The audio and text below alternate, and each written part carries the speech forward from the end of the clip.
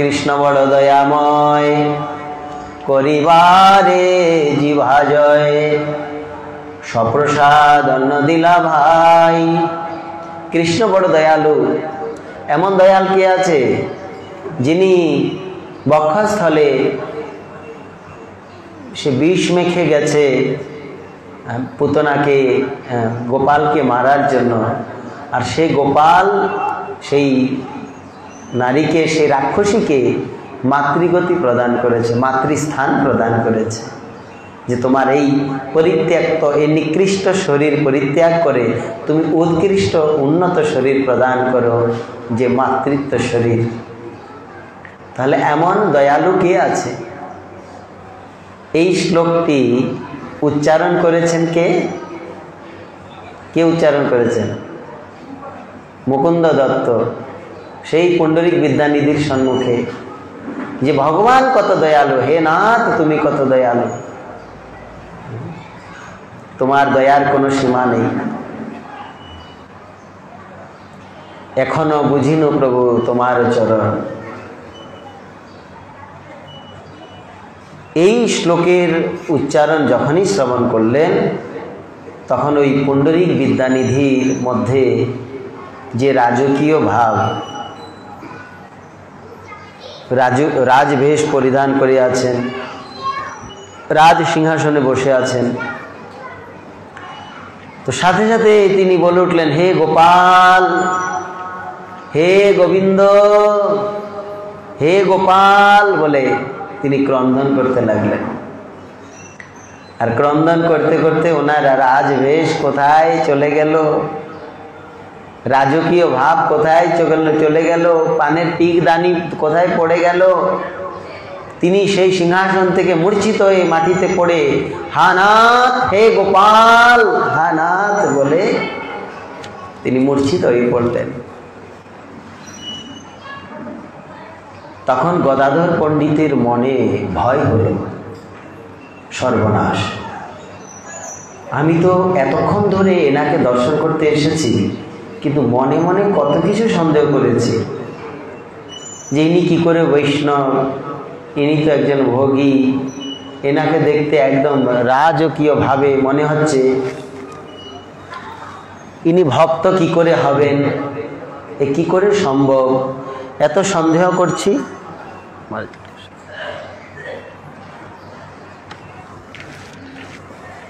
এত কিছু সন্দেহ করেছি, এখন তো দেখি তার পুরো বিপরীত, ইনি পরম বৈষ্ণব। কি ভাব তার মধ্যে! ভগবানের যখন নাম স্মরণ হলো, ভগবানের যখন লীলা স্ফূর্তি হলো, তখন চোখে দিয়ে ধারা বইতে লাগলো, সর্বাঙ্গ কম্পিত হতে লাগলো, আর চেতনই নেই, মূর্ছিত হয়ে পড়লেন, চোখে দিয়ে ধারা বইছে। এবার হে গোপাল, হা নাথ বলতে পারছেন না, আর স্ফূর্তি হচ্ছে না। গদগদ স্বর কণ্ঠে উপজব, মুখে বলো আধ আধ বাহিরাব। ভাবের এটা চরম লক্ষণ। তখন গদগদ স্বর হবে, স্বরটা ঠিক হবে না, গদগদ, পূর্ণরূপে সেটা প্রকাশ হবে না। মুখে বলো আধ আধ বাহিরব, মুখে সম্পূর্ণ শব্দ প্রকাশিত হবে না, অর্ধেক অর্ধেক শব্দ প্রকাশিত হবে। কৃষ্ণ, গোবিন্দ এই প্রকার সম্পূর্ণ নাম আসবে না, তখন ক্রিক ক্রিক ক্রিক ক্রিক ক্রিক এরকম শব্দ বলবে, গো গো গো গো গো গো বলতেই মূর্ছিত হয়ে পড়বে, এই রকম শব্দ। ভাবের এরকম লক্ষণ।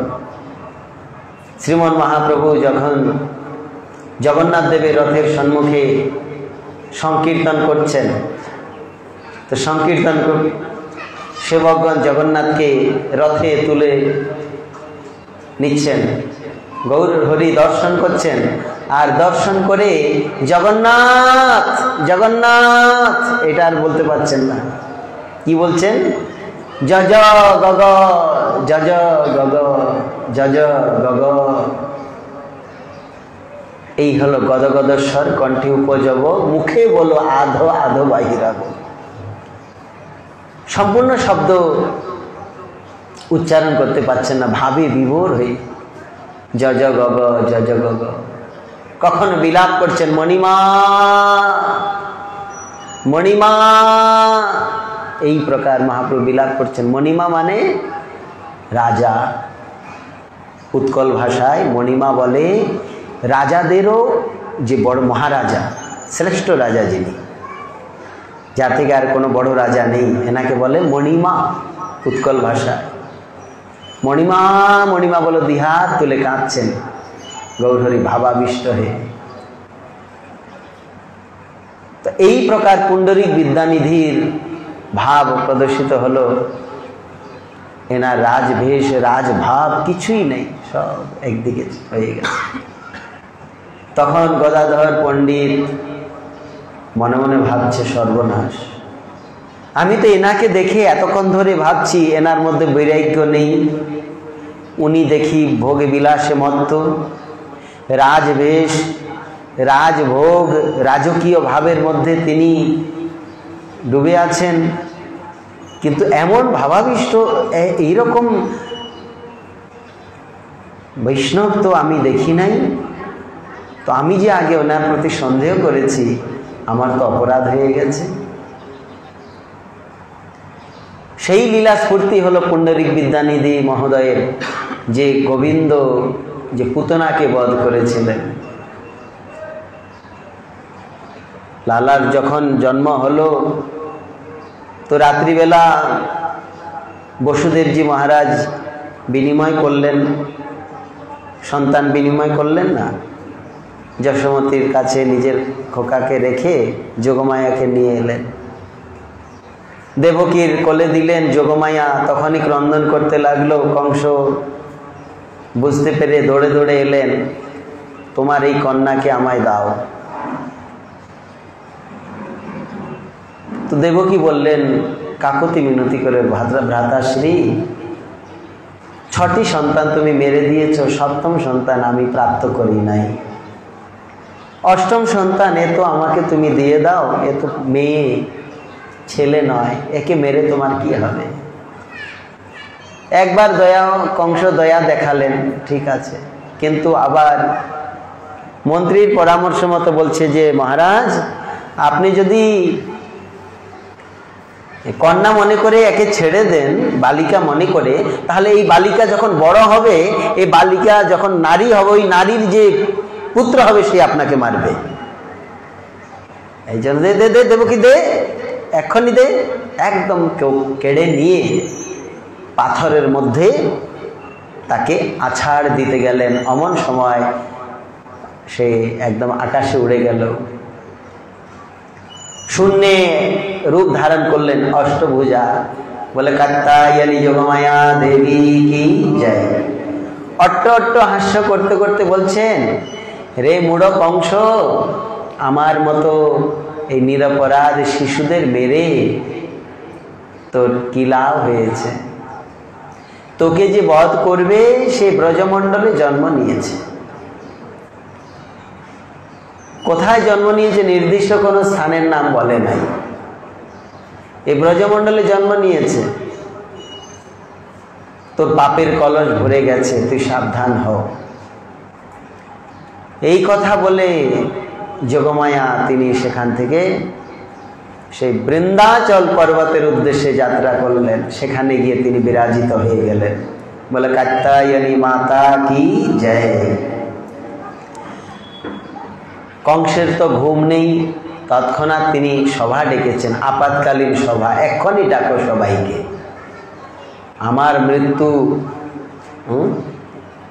আমার মৃত্যুর যে কারণ কাল, সে জন্ম নিয়েছে, আমি চাই না সে বড় হয়ে আমাকে মারুক। পুতনাকে ডাকলেন, অগাসুর বকাসুর অরিষ্টাসুর তৃণাবর্ত আদি আদি যত আছে সবাইকে নিজের সেনাতে নিয়োজিত করে নিলেন কংস, পরাস্ত করে। এবার বলছে আমি চাই না সে বড় হয়ে আমাকে মারুক, কিন্তু সে কোথায় জন্ম হয়েছে, কি করে তাকে মারবো, এটা কি করে সম্ভব? তখন সেখানে সভাসদ সকলের সিদ্ধান্ত মতো সিদ্ধান্ত হয়েছে যে এই 10 দিনের মধ্যে 3 মাসের ভেতরে যত শিশু জন্ম নিয়েছে সকল শিশুকে প্রাণে মেরে ফেলতে হবে। তাহলে এর মধ্যে এই যে আমার যে কাল, সেও এসে যাবে, যত শিশু আছে। কিরকম পাখণ্ডতা!